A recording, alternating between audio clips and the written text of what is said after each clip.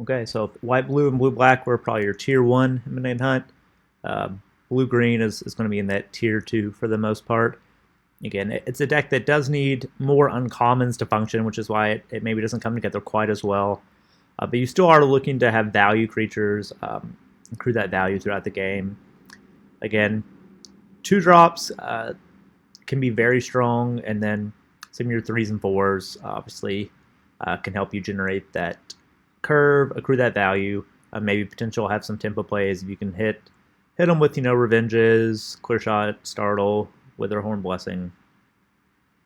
But the hope or the goal would be you establish some early threats, and then you just try and tempo them out if you can.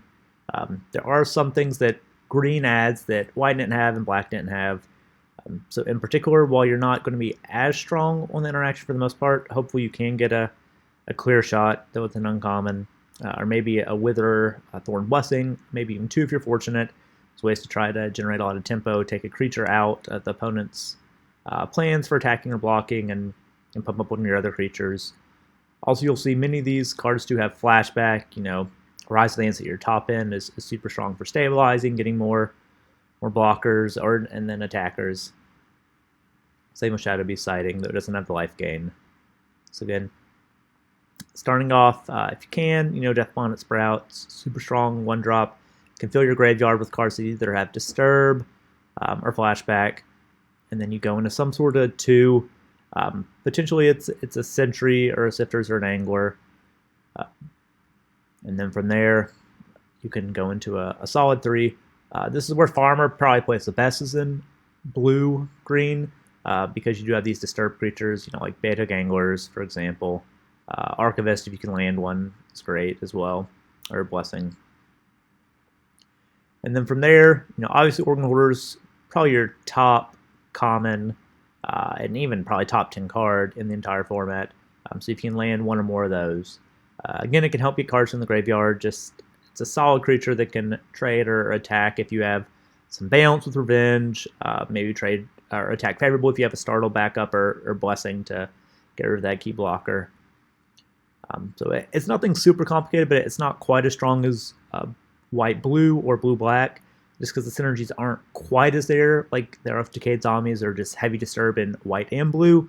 But you do have some graveyard synergies, with the flashbacks, which can be really nice. Farmer almost oftentimes acts like a mini Organ Hoarder because you're getting a card, usually you're getting a land, it's in your graveyard. So you're kind of drawing a card replacing itself, and it's a reasonable body, and it's a lower cost of just 3 mana compared to 4 mana. So yeah, you take almost as many farmers and Organ Hoarders as you can get. A consideration with this deck is decking, so it is something you have to recognize that you need to find some way to take out the opponent. So that's where your Revenges, Witherhorn Blessings come in. Or if you can land some of these creatures that turn into a flyer, your Disturbers like the Angler, the Archivist, those can, A-Bomb, those can help finish the opponent off. Again, this is just a shell, no rares involved, but there are ways this can be upgraded, potentially. Also, Dawnhart Mentor does play very well in this deck. Not quite as well as in like a green-white, because it's a little tougher to get Coven, but it does give you, the pump and the trample, so you can turn, your farmers or hoarders into something that can maybe take out 1 or 2 blockers and maybe get through some damage, or get your flyers if you get those, like a Hook Haunt Drifter, for example. Just finish the game that way. And it's another very tempo-oriented, generating value type of deck. Just doesn't do it quite as well as white-blue or blue-black.